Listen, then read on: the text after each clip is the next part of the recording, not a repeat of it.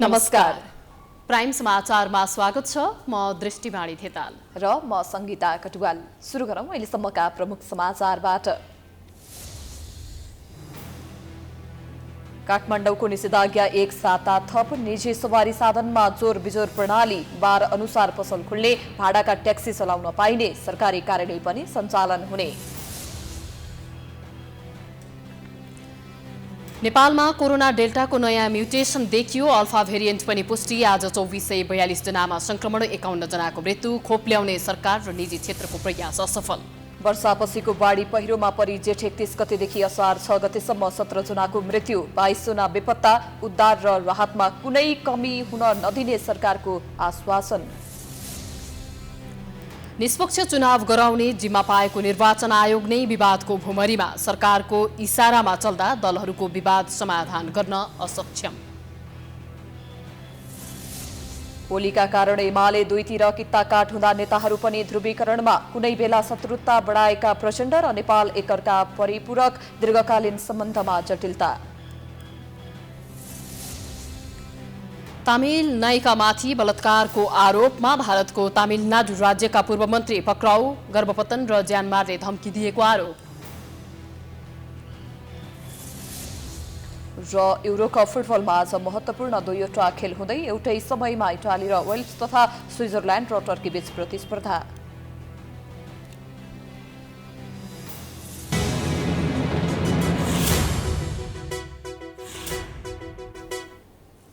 अब समाचार विस्तारमा। काठमाडौँ उपत्यकामा एक हप्ता निषेधाज्ञा थपिएको छ, तर धेरै गतिविधिलाई खुल्ला गरिएको छ। निजी सवारी साधनमा जोर बिजोरदेखि पसलहरूलाई बार तोकेर खोल्न दिने निर्णय भएको छ। शिक्षण संस्था, होटल, मनोरञ्जनात्मक क्षेत्र भने बन्द नै रहनेछन्। एक रिपोर्ट। काठमाडौँ उपत्यकामा थप खोकुलो बनाउँदै एक साता निषेधाज्ञा थप गरिएको छ। आइतबार बसेको उपत्यकाका 3वटा जिल्लाका प्रमुख जिल्ला अधिकारीहरूको बैठकले निषेधाज्ञालाई थप खोकुलो बनाउँदै असार 14 गतेसम्म निषेधाज्ञा थप गर्ने निर्णय गरेको हो। मंगलबारबाट निजी सवारी साधन र ट्याक्सी जोर बिजोर प्रणालीका आधारमा सञ्चालन हुन पाउनेछन्, जस अनुसार जोर गते जोर नम्बर र बिजोर गते बिजोर नम्बर प्लेटका सवारी साधन सञ्चालन हुन पाउने जिल्ला प्रशासन कार्यालय काठमाडौँका प्रमुख जिल्ला अधिकारी काली प्रसाद पराजुलीले जानकारी दिनुभयो। निजी सवारी साधनहरू जस्तै अब त्यसमा कार, जिप, भ्यानमा चाहिँ बढीमा 4 जनासम्म राखेर सञ्चालन गर्न दिने, जोर बिजोर प्रणाली लागू गर्ने भन्ने निर्णय भएको छ। अब ट्याक्सीको हकमा पनि अब यो सर्वसाधारणलाई सुविधा होस् भन्ने हिसाबले 3 जना रहने गरी जोर बिजोरको आधारमा सञ्चालन गर्न दिने भनेको छ। यस्तै आइतबार, मंगलबार र बिहीबार सुनचाँदी, भाडा, विद्युतीय, घर आयसी सामान बिक्री गर्ने पसल सञ्चालन गर्न पाइनेछ भने सोही बार नै अटोमोबाइल र त्यसका पाटपुर्जा पाइने पसल पनि खुल्नेछन्। सोमबार, बुधबार र शुक्रबार सपिङ मल, खेलकुद सामग्री पसल, कपडा, जुत्ता पसल बिहान 11 बजेदेखि 4 बजेसम्म खुल्न पाउनेछन्। खाद्यान्न, फलफुल र तरकारी पसल भने हरेक दिन 11 बजेसम्म खुल्न सकिने पराजुलीले जानकारी दिनुभयो। तरकारी, माछा, मासु, फलफुल लगायतको चाहिँ हामीले चाहिँ जुन 11 बजेसम्म खोल्न दिने निर्णय गरेको थियो त्यसैलाई चाहिँ निरन्तरता दिएको छ। त्यसै गरी अब यो निर्माण सामग्रीको पसलहरूलाई चाहिँ अब दैनिक 11 बजेदेखि 6 बजेसम्म सञ्चालन गर्ने दिने निर्णय भएको छ। यसमा चाहिँ अब हार्डवेयरका पसल, बिजुलीका सामान, सेनिटरी पसल, टाइल, मार्बल, फर्निचर, कार्पेटिङका कुराहरू पर्दछन्। त्यसै गरी अब यो हामीले यो बार वाइज केही अब यो कपडा पसल, त्यसपछि यो भाँडाका पसलहरूलाई पनि खोल्न दिने निर्णय गरेका छौँ। यस्तै विकास, निर्माण र सार्वजनिक सेवा प्रवाहसँग सम्बन्धित सबै सरकारी कार्यालयले स्वास्थ्य मापदण्डको पालना हुने गरी आलो पालो प्रणाली कायम गरी न्यूनतम जनशक्ति मात्र प्रयोग गरी सेवा प्रवाह सुचारू गर्न पाउने भएका छन्। यस्तै अनलाइन डेलिभरी, टेक अवे र सवारी साधन मर्मत वर्कसप साँझ 7 बजेसम्म सञ्चालन गर्न पाउने व्यवस्था गरिएको छ। लामो तथा छोटो दूरीका यातायात, होटल तथा रेस्टुरेन्ट र अन्य मनोरञ्जनात्मक क्षेत्रमा लगाइएको निषेधाज्ञा भने यथावत नै छ। यस्तै होटल खोल्न अनुमति नदिएपछि होटल व्यवसायीहरू भने आक्रोशित बनेका छन्। हामी व्यवसायी धेरै चपेटामा परेका छौँ, किनकि हामी अब भाडा तिरेर खाने मान्छे, बिहान 100 रुपियाँ लगानी गरेर 200 रुपियाँ कमाएर भाडा पनि त्यसैबाट तिर्ने अनि खाने, बालबच्चा पढाउने सबै गर्ने मान्छेलाई अहिले भित्र थुनेर राखेको छ। ट्याक्सीमा 2 जना राखेर 2 जनालाई कोरोना हुन्न भन्ने छ। छैन नि। 2 जनालाई कोरोना हुन्छ, त्यो ट्याक्सीमा कोरोना भएको मान्छे लिएर हिँड्दैन ट्याक्सीले।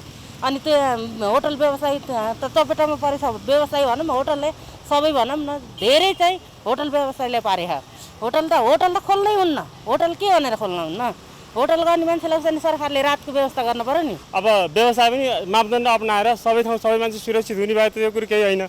अब मान्छे आम अब तरकारी बजार खुल्ला छ त्यो चाहिँ नरोक्ने। फेरि मान्छे काम पर पास भएपछि अब जे भए मान्छे सरसर हिँड्यो त्यसलाई पनि नरोक्ने, काम पऱ्यो भने त्यो पनि नरोक्ने। कि बन्द गरेर सबै बन्द गर्ने पऱ्यो। केही समयसम्म ठ्याप्पै बनाउने, कसैलाई पनि हिँड्न नदिने। औषधि पसल बाहेक अरू नखोल्ने गरी गर्ने।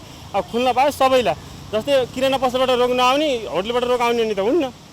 उपत्यकामा कोरोना संक्रमणको जोखिम बढेसँगै गत वैशाख 16 गतेबाट निषेधाज्ञा जारी गरिएको थियो भने पछिल्लो पटक थपिएको निषेधाज्ञा सोमबारबाट सकिँदैछ। प्राइम टाइम्स टेलिभिजनका लागि प्रकाश बमको रिपोर्ट। नेपालमा कोरोना भाइरसको भेरिएन्ट डेल्टाको नयाँ म्युटेसन देखिएको छ। डेल्टाको परिवर्तित रूप र एउटा नमुनामा अल्फा भेरिएन्ट पुष्टि भएको हो। आज 2442 जनामा कोरोना पुष्टि भएको छ। एक रिपोर्ट। पछिल्लो 24 घण्टामा 2442 जनालाई कोरोना भाइरस संक्रमण पुष्टि भएको छ। 6677 पीसीआर र 4249 जनाको एन्टिजेन गरी जम्मा 10956 परीक्षण भएको छ, जसमा पीसीआरमा 1421 र एन्टिजेनमा 1021 जनालाई पोजिटिभ देखिएको हो।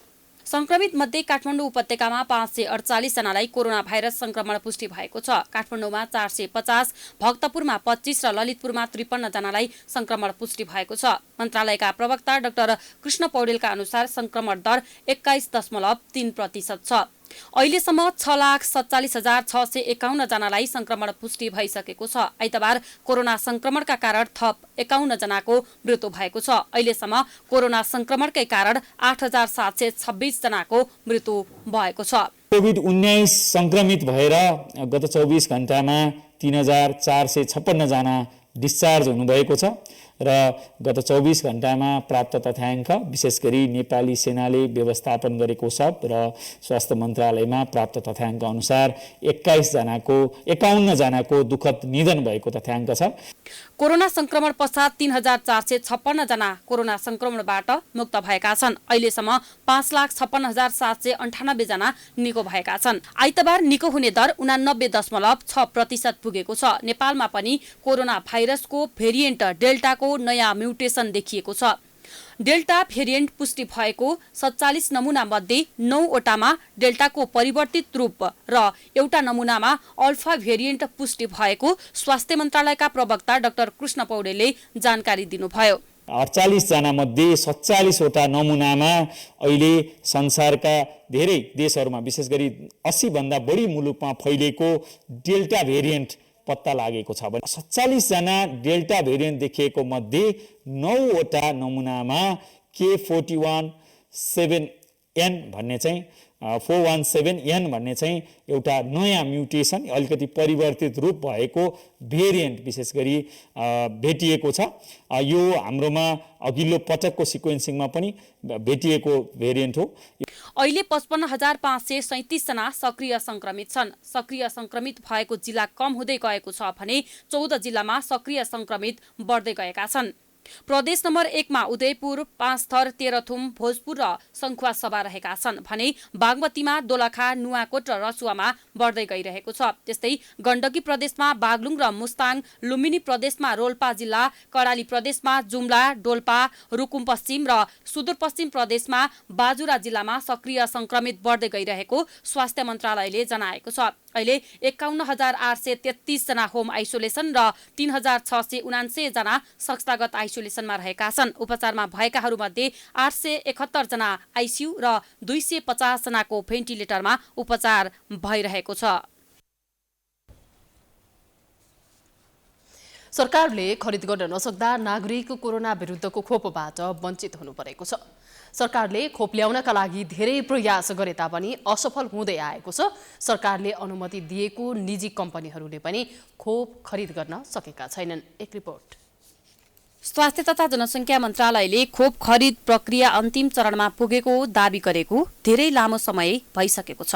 केही दिनभित्रै खोप खरिदबारे सुखद खबर आउँछ भनेर आश्वासन दिएको पनि लामै समय बितिसकेको छ, तर अहिलेसम्म त्यो दिन आएको छैन। यद्यपि सरकारले चीनबाट 40 लाख डोज र अमेरिकाको जोन्सन एन्ड जोन्सन कम्पनीबाट 50 लाख डोज कोभिड-19 विरुद्धको खोप ल्याउने तयारी भएको बुझिएको छ। दुई देशबाट 90 लाख डोज खोप खरिदका लागि मन्त्रालयले प्रक्रिया अगाडि बढाएको छ, तर विगतमा पनि गरेका प्रयास असफल भएकोले मन्त्रालय यसपटक पनि खोप आउनेमा ढुक्क छैन। अहिले नै हामीले ठ्याक्क यति खोप यो दिन आउँछ, यो देशबाट आउँछ भनेर भन्न सक्ने अवस्था चाहिँ छैन, किनभने हामी कुराकानी भएको आधारमा मात्रै यो यति खोप यो देशबाट आउँछ भनेर भन्न सक्ने अवस्थामा छैनौँ। हामी कहाँ खोप हाम्रो भूभागभित्र खोप आइसकेपछि मात्रै हामी यति खोप आइपुग्यो भनेर अभियान सुरु गर्न सक्ने अवस्था हुन्छ। हामीलाई थाहा छ हामीले किनेका खोप पनि समय सर्दै गएर पनि प्राप्त नभएका छन् भने धेरै देशहरूले खोपका लागि ठूला प्रयासहरू गरे पनि समयमा खोप प्राप्त नगरेको हामीलाई थाहा छ। सरकारले खोप आयात गर्न कठिन हुने देखेपछि निजी क्षेत्रलाई अनुमति दिएको थियो, तर अनुमति पाएका कम्पनीले अझैसम्म खोप ल्याउन सकेका छैनन्। भारत बायोन्टेकले उत्पादन गरेको कोभ्याक्सिन ल्याउन एमराट फार्मलाई अनुमति दिएको हो, तर भारतले तत्काल खोप निर्यात नगर्ने नीति ल्याएकोले अनुमति पाए पनि खरिद गर्न नसकिएको एमराटले जनाएको छ। हाम्रो 10% भन्दा बढी नहुने गरी हामीले रेट पनि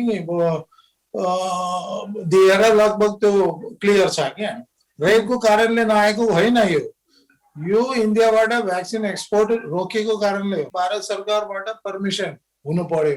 त्यसको लागि पनि हाम्रो सरकारले, नेपाल सरकारले हामीले हेल्प गरिराख्नु भएको छ। उहाँहरूले एउटा चिठी त्यो परराष्ट्र मन्त्रालय मार्फत हाम्रो अर्डर एक्जिक्युट गरेर नेपालको लागि हेल्प गरिदिनुहोस् भनेर पनि भनिसक्नु भएको छ, चिठी पनि पठाइसक्नु भयो।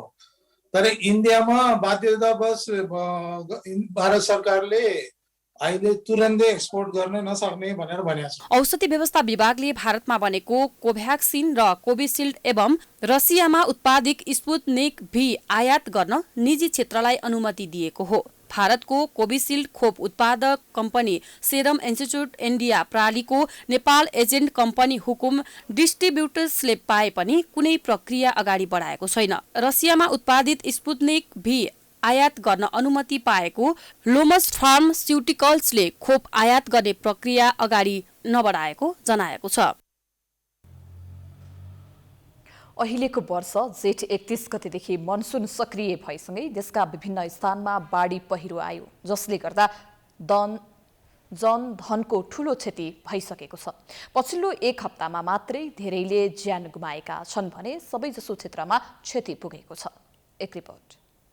असार 1 गते साँझ सिन्धुपाल्चोकको मेलम्ची र इन्द्रावती नदीमा आएको बाढीबाट सयौं नागरिकहरू घरबार विहीन भएका छन्। बाढीका कारण मेलम्ची नगरपालिका र हेलम्बु गाउँपालिका क्षेत्र तहस नहस भएपछि बेघर भएका नागरिकलाई बासको समस्या भएको छ। बाढी घटेपछि पनि नागरिकको घर नै बालुवाले पुरिएको छ। केही स्थानीयहरूले पुरिएका घरबाटै बचेका सामान निकालेका छन्। बाढीका कारण बजार नै बालुवाले पुरिएपछि स्थानीयको जनजीवन सहज हुन निकै समय लाग्ने देखिएको छ। बाढीपछि बेपत्ता मध्ये अहिलेसम्म 4 जना मात्र सम्पर्कमा आएका छन् भने 3 जना मृत भेटिएका छन्। अझै दर्जन बढीको अवस्था अज्ञात छ। अहिले पनि सो क्षेत्रमा सुरक्षाकर्मीले उद्धार र खोजी कार्य जारी नै राखेका छन्। प्रत्येक वर्ष नेपालमा बाढी पहिरो र डुबानका कारण दर्जनौं व्यक्तिहरूको मृत्यु, हजारौं व्यक्तिहरू घरबार विहीन हुनुपर्ने स्थिति आइरहँदा पनि न यसको सूचना प्रणाली मजबुत छ, न उद्देश्य प्राप्ति गर्नका लागि गरिएका कार्यहरू नै सन्तोषजनक छन्। तर विपद न्यूनीकरणको लागि बनाइएको राष्ट्रिय विपद जोखिम न्यूनीकरण तथा व्यवस्थापन प्राधिकरणले बाढी, डुबान तथा पहिरोको लागि तराई तथा पहाडी र उच्च हिमाली क्षेत्रमा पूर्व सूचना प्रणाली जडान गरेको भन्दै थप क्षति नहुने दावी गर्छ। यो वर्ष पनि अब यहाँले सुनिरहनु भएको छ, कतिपय चाहिँ ठुला नदीहरूमा, बेसिनहरूमा त्यो सतह बढ्दाखेरिमा पूर्व सूचना गरेर उहाँलाई चाहिँ सुरक्षित ठाउँमा चाहिँ लैजाने खालको कामहरू छ। पहिरोको हकमा पनि हामी यो वर्षदेखि सुरुवात गरेका छौँ। 9वटा जिल्लाका 36वटा पालिकामा त्यो चाहिँ प्रभावमा आधारित पूर्व सूचना प्रणालीको चाहिँ पाइलटको रूपमा चाहिँ सुरु भएको छ। बाढी तथा डुबानमा तराई र भित्री मधेसका 23 जिल्ला प्रभावित हुने र त्यसले 16 लाख नागरिकलाई विस्थापित गर्ने आकलन प्राधिकरणको छ। त्यस्तै पहिरोबाट पहाडी तथा हिमाली जिल्ला प्रभावित हुने र त्यसबाट 1,50,000 नागरिक प्रत्यक्ष रूपमा असर गर्ने अनुमान प्राधिकरणको छ। त्यसको लागि उद्धार तथा राहतको लागि आफूहरू लगायत अन्य विभिन्न निकायलाई तयारी अवस्थामा राखिएको प्राधिकरणको दाबी छ। यो बाढी र डुबानमा तराईका जिल्ला र भित्री मधेसका जिल्लाहरू 23 जिल्लाहरू चाहिँ बढी प्रभावित हुने आकलन छ। यसमा चाहिँ लगभग 16 लाखभन्दा बढी चाहिँ पपुलेसन चाहिँ प्रभावित हुन्छ बाढी र डुबानबाट भन्ने चाहिँ अनुमान छ। भने यता पहिरोबाट खास गरी पहाडी र उच्च हिमाली जिल्लाहरू पहिरोबाट चाहिँ प्रभावित हुन्छ। यसमा लगभग चाहिँ 1.5 लाखभन्दा बढी चाहिँ जनसङ्ख्या प्रभावित हुने चाहिँ अनुमान गरिएको छ। बाढी तथा डुबान र पहिरोबाट प्रभावितले समयमै राहत नपाएको र बास बस्न पनि समस्या भएको गुनासो गर्दै आएका छन्। तर प्राधिकरणले भने तत्काल नै नेपाल सरकारले तोकेको मापदण्ड अनुसार राहत र अस्थायी वासस्थानको व्यवस्था गरेको दाबी गर्छ। सबैभन्दा प्रभावित बनेको जिल्ला सिन्धुपाल्चोक जिल्लासहित देशभरिमा जेठ 31 गतेदेखि असार 6 गते अपराह्नसम्म 17 जनाको ज्यान गएको छ भने 22 जना बेपत्ता भएका छन्। 279 घरमा पूर्ण रूपमा क्षति पुगेको छ भने 104 घरमा आंशिक क्षति पुगेको छ। गृहमन्त्री खगराज अधिकारीले प्राकृतिक विपदपछिको उद्धार र राहत कार्यमा विशेष ध्यान दिनुपर्ने बताउनु भएको छ। आइतबार सिंहदरबारमा 7 प्रदेशका आन्तरिक मामिला तथा कानुन मन्त्रीसँग छलफल गर्दै मन्त्री अधिकारीले प्राकृतिक प्रकोपको जोखिम न्यूनीकरणका साथै छिटोभन्दा छिटो उद्धार र राहत कार्यमा विशेष ध्यान दिनुपर्ने बताउनु भएको हो।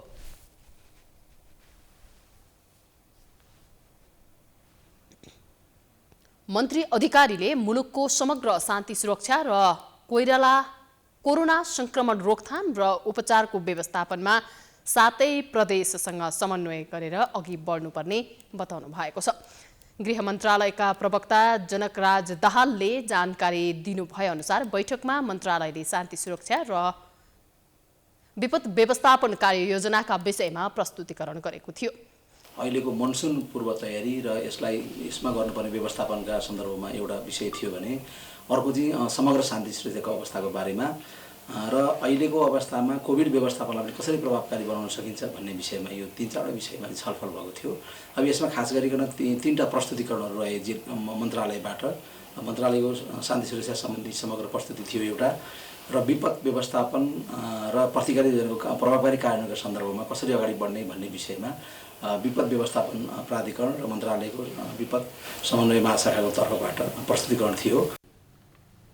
बैठकमा 7 प्रदेशबाट आएको सुझावलाई ग्रहण गर्दै संयुक्त रूपमा कार्यान्वयनमा लैजाने सहमति भएको प्रवक्ता दाहालले बताउनु भएको छ। त्यस्तै बैठकमा प्रदेशका आन्तरिक मामिला तथा कानुन मन्त्रीहरूले प्रहरी समायोजन र संघीय प्रहरी ऐनलाई जतिसक्दो छिटो अघि बढाउन पनि मन्त्री अधिकारीलाई सुझाव दिएका थिए।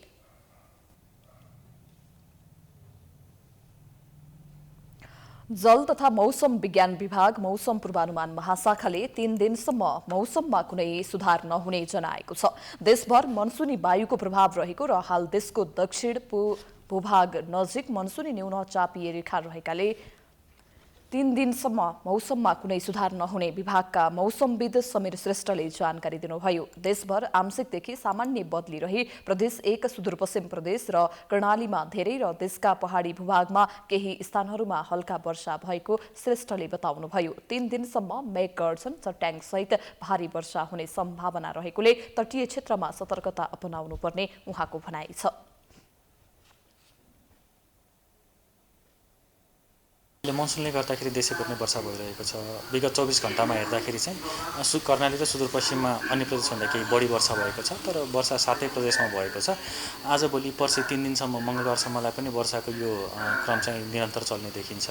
मनसुनको यो न्यूनचापीय रेखा मनसुन ट्रफ नेपाल नजिकै रहेको, नेपालको दक्षिण भूभाग नजिकै रहेकोले 3 दिनसम्म चाहिँ मौसममा त्यस्तो सुधार आउने सम्भावना चाहिँ छैन।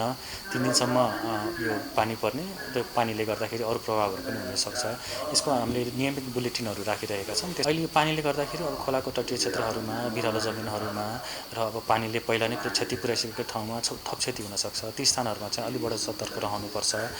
ओभरअल सबैतिर पानी पर्ने भएकोले सबैतिरका यो जनसाधारण चाहिँ सतर्क नै बस्नुपर्छ। उहाँले अहिले वर्षायाम भएकाले सबै क्षेत्रमा हुने जोखिमलाई मध्यनजर गर्दै सतर्क हुनुपर्ने बताउनुभयो। देशका अधिकांश स्थानहरूमा हल्कादेखि मध्यम वर्षाका साथै प्रदेश 1, प्रदेश 2 तथा बागमती प्रदेशका थोरै स्थान र बाँकी प्रदेशका 1 वा 2 स्थानहरूमा मेघगर्जन, चट्याङ सहित भारी वर्षा हुने अनुमान गरिएको छ। साथै प्रदेश 1, प्रदेश 2 तथा बागमती प्रदेशका 1 वा 2 स्थानमा धेरै भारी वर्षा हुने सम्भावना रहेको छ।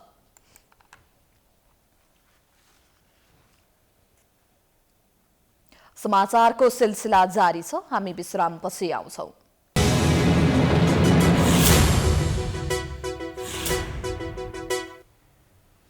विश्रामपछि स्वागत छ। अब बाँकी समाचार।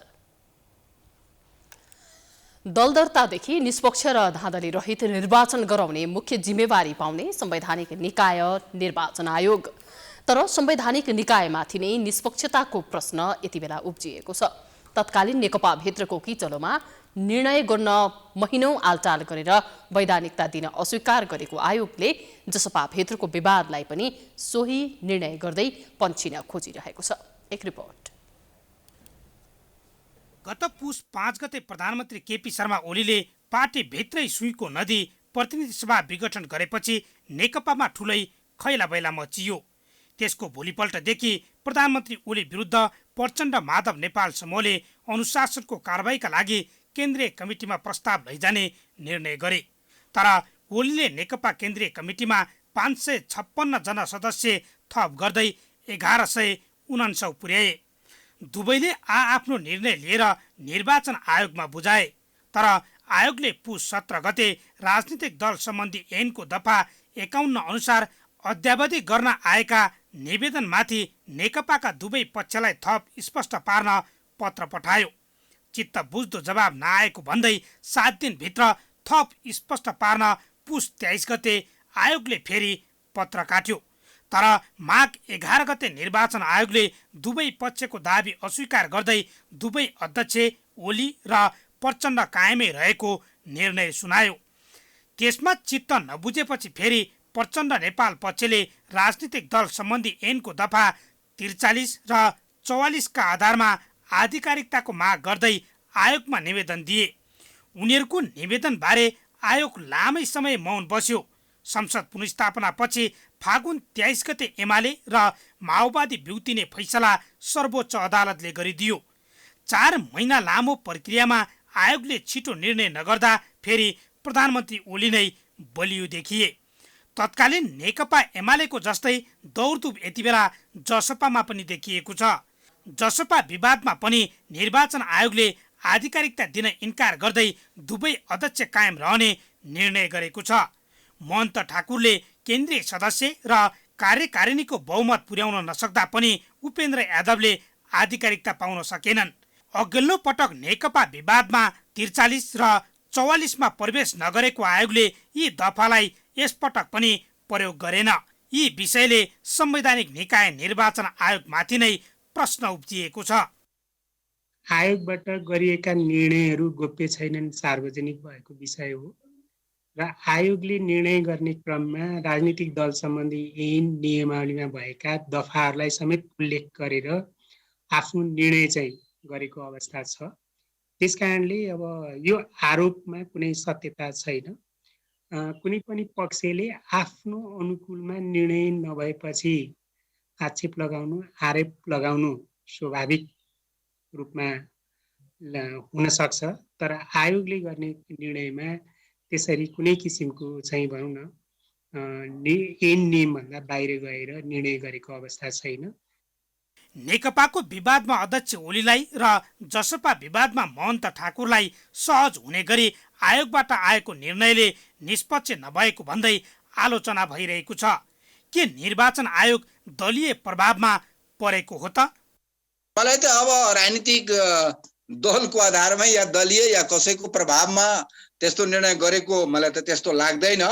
तर निर्वाचन आयोगले संवैधानिक भूमिका निर्वाह गर्नुपर्ने कुरामा जुन सशक्त भूमिका निर्वाह गर्नुपर्ने हो, निष्पक्ष स्वतन्त्र भूमिका निर्वाह गर्नुपर्ने हो, त्यसमा अलिक कमी देखिएको जस्तो देखिन्छ। निर्वाचन आयोगले त्यो दफा 51 अनुसार को आधारमा माग गरिएको राजनीतिक दलहरूको जो निर्णय गर्नुपर्ने थियो त्यो नगरेपछि पुनः अहिले जनता समाजवादी पार्टीभित्रको अध्यक्ष उपेन्द्र समूहले अहिले दल को दफा 43-44 अनुसार अधिकारिताको माग गरेर जानुपर्ने बाध्यता उत्पन्न भएको छ।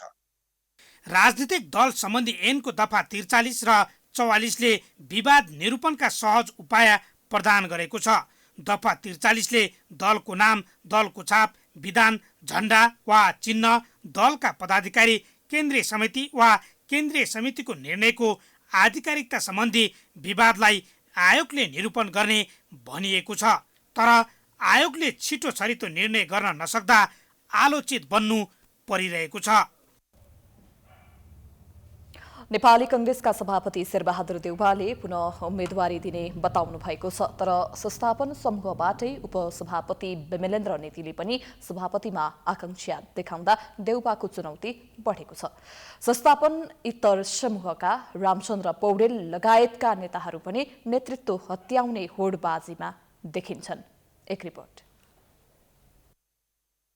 नेपाली कांग्रेसको 14औं महाधिवेशनको मिति तय भएसँगै नेतृत्व हत्याउने होडबाजीमा पनि कांग्रेस नेताहरू लागिसकेका छन्। सभापति शेरबहादुर देउवाले आफू पुनः सभापतिको उम्मेद्वार बन्ने प्रश्न पारिसक्नु भएको छ। सभापतिमा दोहोरिने गैरकार्यमा पनि देउवा लागिसक्नु भएको छ। बुढा नीलकण्ठ स्थित निवासमा शनिबार प्रदेश नम्बर 1 र प्रदेश नम्बर 2 का आफू निकट केन्द्रीय सदस्यसँग छलफल गर्नुभएका सभापति देउवाले आइतबार बागमती प्रदेशका केन्द्रीय सदस्यसँग छलफल गर्नुभएको छ। त्यसक्रममा उहाँले आफू सभापतिमा उठ्ने र त्यसका लागि सहयोग गर्न आग्रह गर्नुभएको थियो। साथै संस्थापन निकट उम्मेदवारलाई जिताउन निर्देशन दिएको बुझिएको छ। तर संस्थापन समूहकै उपसभापति विमलेन्द्र निधिले पनि सभापतिमा आकांक्षा देखाउँदा देउवाका लागि चुनौती बढेको छ। 13औं महाधिवेशनमा शेरबहादुर देउवालाई सभापतिमा जिताउन भूमिका खेल्नुभएका निधिलाई संस्थापन समूहमा देउवापछिका प्रभावशाली नेताको रूपमा लिइन्छ। यस्तोमा उपसभापति निधिले साँच्चै उम्मेदवारी दिएमा संस्थापन इतर समूह नेतृत्वमा स्थापित हुने सम्भावना बढ्ने कतिपयको बुझाइ छ। तर नेता देवेन्द्रराज कर्णेलले देउवालाई नै सभापतिमा अघि सार्नुपर्ने बताउनुहुन्छ। संस्थापन पक्षमा अब एउटा विमलेन्द्रजीको कुराहरू आइरहेको छ, तर मलाई विश्वास छैन उहाँ चुनाव लड्नुहुन्छ। तर भोलिको तयारी होला या भविष्यको तयारीको लागि होला त्यो अब उहाँलाई थाहा छ। तर अहिले संस्थापन पक्षमा शेरबहादुर देउवाजीको कोही पनि उहाँलाई अहिले विस्थापित गर्ने वा उहाँलाई चुनौती दिने र उहाँ जति सशक्त रूपमा पार्टीलाई चलाउन सक्ने हामीले देखेका छैनौँ। 13औं महाधिवेशनको अन्तिम प्रतिस्पर्धा शेरबहादुर देउवा र रामचन्द्र पौडेल बीच भएको थियो। त्यतिबेला सिटौला समूह बाहेकको संस्थापन इतर समूहले रामचन्द्र पौडेललाई आफ्नो साझा उम्मेदवारको रूपमा प्रस्तुत गरेको थियो। 14औं महाधिवेशनमा पनि रामचन्द्र पौडेल सभापतिको उम्मेदवार बन्न सक्ने आकलन गरिँदैछ। तर यो पटक प्रकाशमान सिंह र डाक्टर शेखर कोइरालाले पनि संस्थापन इतर समूहबाट सभापतिको उम्मेदवार बन्ने पहल थालेको देखिन्छ। सिंहले त आफू सभापतिको उम्मेदवार बन्ने प्रश्न पारिसक्नु भएको छ। म त नेचुरल क्यान्डिडेट हुँ, किन भन्दाखेरि सबै क्राइटेरिया पुगिसकेको छ। यो चाहिँ के हो भन्दाखेरि खालि चाहिँ यो नेताको छोरा भएर मात्र मैले भने होइन कि म त ग्रासरुट लेभलदेखि मैले भने जेएलदेखि लिएर सबै गरेको छु, दुःख कष्ट गरेको छु, अवसर पनि मैले पाएको छु, पार्टीमा नपाएको होइन। मेरो भनाइ के हो भन्दाखेरि नम्बर 2 म्यान ग्रासरुट लेभलदेखि नम्बर 2 म्यान भएर चाहिँ मैले चाहिँ काम गरिसकेको छु। नम्बर 1 म्यान चाहिँ अहिले चाहिँ म चाहिँ हुन पायो भने मैले चाहिँ यो पार्टीलाई संस्थागत गर्छु। 13औं महाधिवेशनमा शेरबहादुर देउवा सिटौला समूहको सहयोगमा सभापति बन्न सफल हुनुभएको थियो। अहिले कृष्णप्रसाद सिटौलाले आफै उम्मेदवार बन्ने कि अरूलाई सघाउने भन्ने बारे केही खुलाउनु भएको छैन। तर संस्थापन इतर समूह विभाजित देखिएकाले सभापति देउवा नै बलियो हुने राजनीतिक विश्लेषक पुरञ्जन आचार्यको भनाइ छ। शेरबहादुरजी अब उहाँको सक्षमता असक्षमताको बारेमा कुरा गर्न सकिन्छ। अहिले चुनाव हो भने उहाँ बलियो क्यान्डिडेट हो, उहाँ एकपल्ट जितिसकेको क्यान्डिडेट हो र अहिले पनि चाहिँ सबैभन्दा बलियो क्यान्डिडेट उहाँले। काङ्ग्रेस कार्यकर्ताहरूले चाहिँ देशको लागि जरुरत छैन, नागरिकको लागि पनि जरुरत छैन, तर काङ्ग्रेस त्यसरी सोच्दैन। काङ्ग्रेस कार्यकर्ताहरूले चाहिँ हाम्रो दाजुलाई शेरबहादुर दाजुलाई जिताउनुपर्छ भनेर सोच्दाखेरि अहिले पनि उहाँ काङ्ग्रेस कार्यकर्ताहरूको लागि चाहिँ प्रिय हुनुहुन्छ। काङ्ग्रेसको 14औं महाधिवेशनमा नीति र सिद्धान्त गौण एवं नेतृत्व प्रधान विषय बनेको छ। विरोधीहरू एकजुट नभएमा शेरबहादुर देउवा काङ्ग्रेस सभापतिमा दोहोरिने निश्चित जस्तै छ। तर संस्थापन समूहलाई एकजुट राख्ने चुनौती भने देउवा सामु देखिन्छ। विमलेन्द्र निधिले पनि सभापतिमा उम्मेदवारी दिएमा र इतर समूह पनि एकताबद्ध देखिएमा देउवाको पुनः सभापति बन्ने आकांक्षा सकसपूर्ण बन्नेछ। प्राइम टाइम्स टेलिभिजनका लागि प्रकाश जोशी, काठमाडौँ। अल्पमतमा परेको सरकारले ल्याएको बजेटलाई सहयोग गर्न नसक्ने भन्दै लुम्बिनी प्रदेशका विपक्षी गठबन्धनले प्रदेशसभाको बैठक बहिष्कार गरेको छ। आइतबार बसेको बैठक सुरु हुन साथ कांग्रेसका संसदीय दलका नेता वीरेन्द्र कनौडियाले सरकार वैध कि अवैध पहिले छुट्याउनु पर्ने बताउनुभयो। उहाँले सरकार अल्पमतमा परेको भन्दै त्यस्तो सरकारले ल्याएको बजेट पास हुन नदिने जिकिर गर्नुभएको छ। उहाँले प्रदेशको समृद्धिका लागि बजेट नआएको आरोप पनि लगाउनु भएको छ। मुख्यमन्त्रीले कार्यकर्ता पाल्ने गरी बजेट ल्याएको आरोप उहाँको रहेको छ। कनौडियाले सरकारले नै संघीयतालाई अधिकारविहीन बनाएको भन्दै प्रदेश सरकारले पनि प्रदेश सांसदहरूलाई भूमिकाविहीन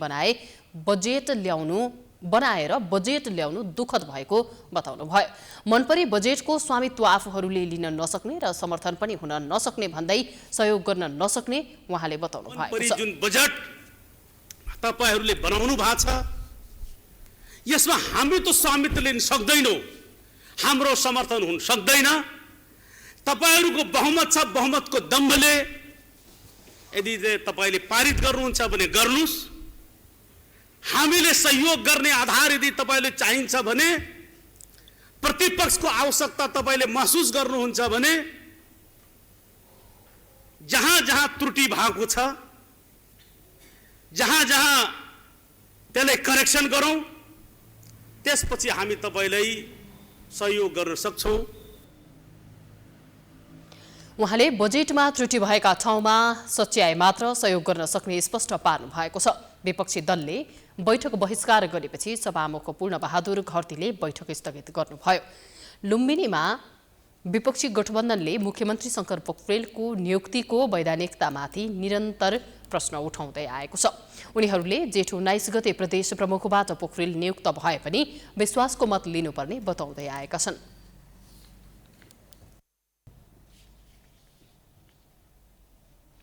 मन्त्रीको संख्या सम्बन्धी विवादमा सुदूरपश्चिम प्रदेश सरकार विरुद्ध परेको रिटमा सर्वोच्च अदालतले अन्तरिम आदेश दिन अस्वीकार गरेको छ।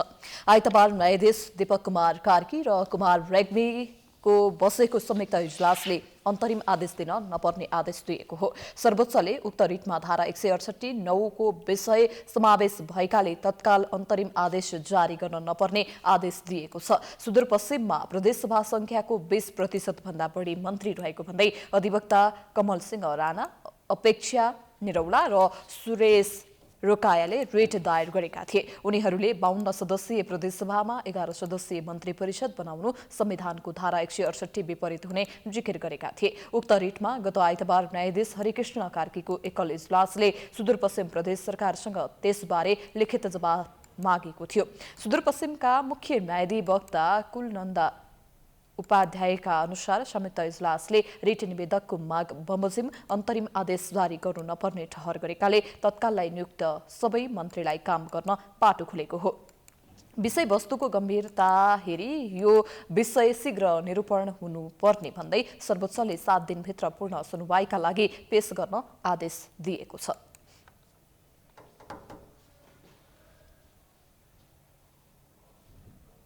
समाचारको सिलसिला जारी छ। हामी विश्रामपछि आउँछौं।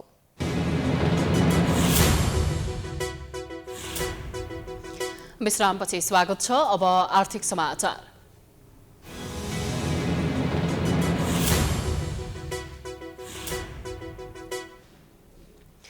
असार 1 र 2 गते देशभरका नदी तथा खोलामा आएको बाढीले सञ्चालनमा रहेका र निर्माणाधीन आयोजनामा जलविद्युत आयोजना लगायतमा विशेष गरी गम्भीर क्षति पुर्याएको छ। यसबाट वर्षेनी अर्बौं रुपैयाँ नोक्सानी हुनुका साथै उत्पादन पनि प्रभावित बनेको छ। एक रिपोर्ट। असार 1 र 2 गते परेको भारी वर्षाका कारण सरकारी तथा निजी क्षेत्रका सञ्चालनमा रहेका र निर्माणाधीन अधिकांश आयोजना क्षतिग्रस्त बन्न पुगेका छन्। सरकारी जलविद्युतहरू कालीगण्डकी आयोजना लमजुङको मध्य मस्याङ्दी तल्लो मस्याङ्दीको ड्याम स्ट्रक्चरमा असर पर्दा 2 दिन उत्पादन नै अवरुद्ध बन्यो। बाढीले मोदी खोला, गण्डक टावर हाउस, त्रिशुली देवीघाट, रसुवा नुवाकोटको माथिल्लो त्रिशुली आयोजनामा पनि क्षति पुर्याएको छ। लमजुङ करिडोरको 132 किबीको निर्माणाधीन प्रसारण लाइनको 4वटा टावर बगाएको छ। प्राधिकरणका अनुसार वर्षाका कारण सरकारी र निजी आयोजनाको 2 दिन 550 मेगावाट विद्युत सञ्चालन बन्द हुन पुग्यो। दुवै दिन 3800 पर सेकेन्ड क्युमेक माथि पानीको बहाव थियो, जसले निकै आयोजनालाई क्षति पुर्यायो। सरकारी आयोजना प्रसारण तथा वितरण लाइनमा परेको क्षतिको विवरण आउन बाँकी रहेको विद्युत प्राधिकरणका प्रवक्ता मदन तिमल सिन्हाले जानकारी दिनुभयो। नेपाल विद्युत प्राधिकरण लगायत निजी क्षेत्रका आइपिपीका विभिन्न जलविद्युत आयोजनाहरू र त्यसको प्रसारण लाइन र वितरण लाइनमा पनि केही उत्पादन बन्द हुनेदेखि लिएर प्रसारण लाइनमा विभिन्न टावरमा क्षति र वितरण संरचनामा पनि क्षति गरेको छ। भन्नुपर्दाखेरि जस्तै कालीगण्डकी जुन 144 मेगावाटको हो, त्यसको जुन डिजाइन बहाव क्षमता 141 क्युमेक हुनुपर्नेमा झन्डै 3800 क्युमेकसम्म बाढी आएको थियो।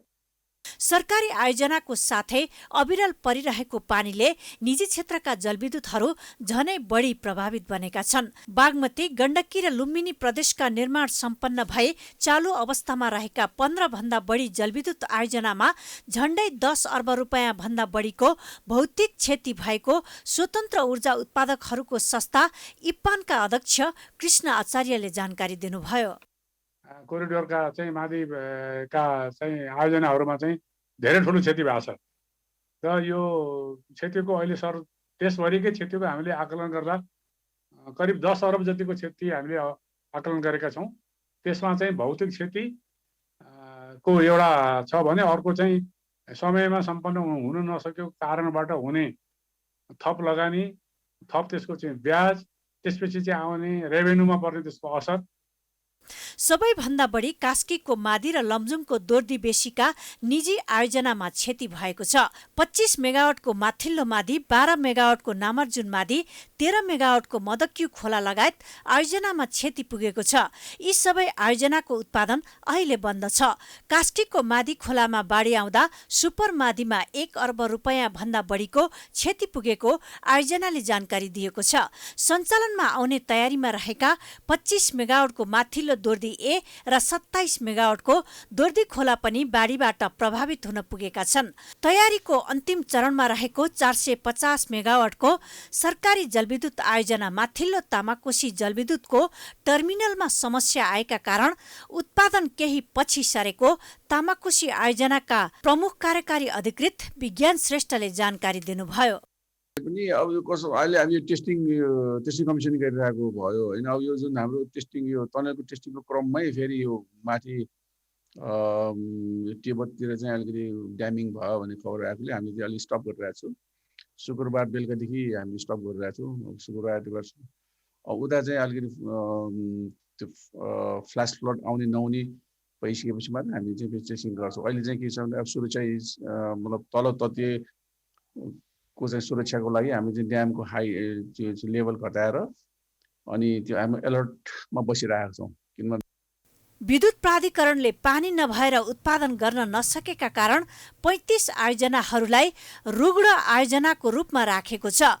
पानी नहुँदा आयोजना रुग्ण बन्ने र पानी बढी आउँदा बाढी आएर आयोजना नै बगाउने कारण वर्षेनी अर्बौंको क्षति हुने गरेको छ। बाढी पहिरो जस्ता प्राकृतिक विपत्तिका कारण हुने गरेका अकल्पनीय क्षतिको बारेमा बेलैमा सचेत भएर सतर्कता अपनाउन जरुरी देखिन्छ। प्राइम टाइम्स टेलिभिजनका लागि सीता पोखरेलको रिपोर्ट।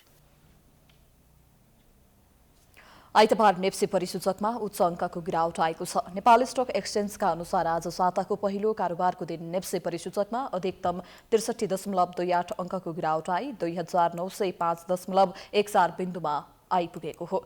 यस दिन अर्थात् आइतबार क वर्गका कम्पनीहरूको कारोबार मापन गर्ने सेन्सिटिभ इन्डेक्स समेत अधिकतम 12.61 अङ्कले घटेर 528.51 बिन्दुमा झरेको छ। आइतबार कुल 231 कम्पनीका 2,73,44,511 किता शेयर 1,28,281 पटक कारोबार हुँदा अधिकतम 11,81,94,28,289 रुपैयाँको कारोबार भएको छ।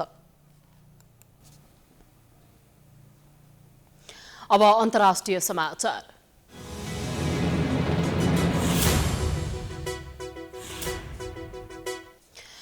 तमिल नायिकामाथि बलात्कार गरेको आरोपमा भारतको तमिलनाडु राज्यका पूर्व मन्त्री एम मणिकनन्दन पक्राउ परेका छन्। उनलाई बेंगलोरबाट चेन्नई प्रहरीले पक्राउ गरेको भारतीय सञ्चार माध्यमहरूले जनाएका छन्। तमिल चलचित्रकी मलेसियाली नायिकाले उनी विरुद्ध बलात्कारको आरोपमा उजुरी दिएकी थिइन्। विवाहको प्रलोभन देखाएर पूर्व मन्त्री मणिकनन्दनले उनीमाथि लामो समयदेखि यौन शोषण गर्दै आएको मलेसियाली महिलाको आरोप रहेको छ। तमिलनाडु सरकारको सञ्चार तथा सूचना प्रविधि मन्त्री बनिसकेका मणिकनन्दनमाथि बलात्कार तथा गर्भपतनका साथै ज्यान मार्ने धम्की दिएको आरोप लागेको छ। विवाहको प्रलोभन देखाएर पूर्व मन्त्रीले ती नायिकाको इच्छा विपरीत जबरजस्ती गर्भपतन गराएको आरोप छ। पूर्व मन्त्रीले पटक पटक गर्भपतन गर्न बाध्य पारेको ती नायिकाको भनाइ रहेको छ। यसअघि पूर्व मन्त्री मणिकनन्दनले ती नायिकालाई आफूले नचिनेको दावी गरेका थिए। उनले आफू विरुद्ध लगाइएको आरोप झुटो र मनगढन्ती रहेको बताएका थिए।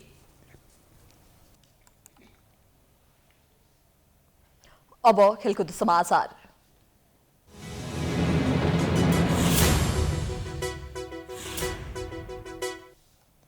युरोपको विभिन्न 11 शहरमा आयोजना भइरहेको 16औं संस्करणको युरोकप फुटबलमा आज 2 खेलहरू हुँदैछन्। युरोकपको समूह चरण अन्तर्गत आज समूह ए को 2 खेल हुनेछ, जसमा इटाली र वेल्स तथा स्विजरल्यान्ड र टर्की भेट्नेछन्। दुवै खेल एकै समयमा हुनेछन्। रोममा घरेलु टिम इटालीले वेल्ससँग प्रतिस्पर्धा गर्नेछ। इटाली र वेल्स बीचको खेल राति 9:15 बजे सुरु हुनेछ। आज इटाली लगातार तेस्रो जित निकाल्ने योजनामा रहेको छ। अघिल्ला 2 खेलमा जित निकालेको इटाली नकआउट चरणमा प्रवेश गरिसकेको छ। इटाली तेस्रो खेल जित्दै समूह विजेता बन्न चाहन्छ। इटालीले 2 खेलमा 6 अङ्क जोड्दै शीर्ष स्थानमा रहेको छ। पहिलो खेलमा इटालीले टर्कीलाई 3-0 ले हराएको थियो। यस्तै दोस्रो खेलमा इटालीले स्विजरल्यान्डलाई 3-0 ले गोल अन्तरले हराएको थियो। वेल्स भने इटालीलाई हराएर नकआउट चरणमा पुग्न चाहन्छ। वेल्सका लागि यस खेल महत्त्वपूर्ण रहेको छ। वेल्सले 2 खेलमा 4 अङ्क जोडेको छ। वेल्स समूहको दोस्रो स्थानमा रहेको छ। पहिलो खेलमा स्विजरल्यान्डसँग 1-1 गोलको बराबरी खेलेको वेल्सले दोस्रो खेलमा टर्कीलाई 2-0 गोल अन्तरले पराजित गरेको थियो।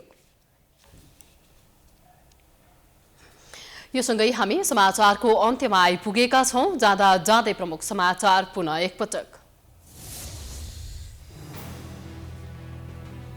काठमाडौँको निषेधाज्ञा 1 साता थप। निजी सवारी साधनमा जोर बिजोर प्रणाली 12 अनुसार पसल खुल्ने, भाडाका ट्याक्सी चलाउन पाइने, सरकारी कार्यालय पनि सञ्चालनमा।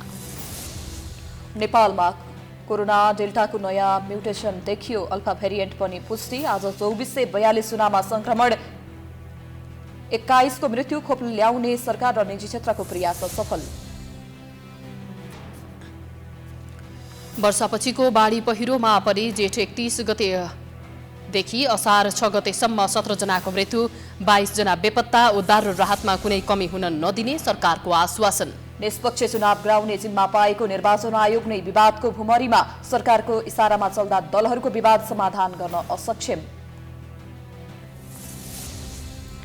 ओलीका कारण एमाले दुईतिर किताकाट हुँदा नेताहरू पनि ध्रुवीकरणमा। कुनै बेला शत्रुता बढाएका प्रचण्ड र नेपाल एकअर्काका परिपूरक, दीर्घकालीन सम्बन्धमा जटिलता।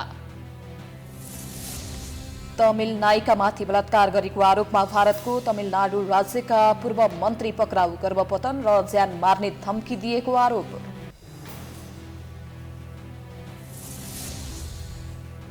र युरोकप फुटबलमा आज महत्त्वपूर्ण 2वटा खेल हुँदै एउटै समयमा इटली र वेल्स तथा स्विजरल्यान्ड र टर्की बीच प्रतिस्पर्धा।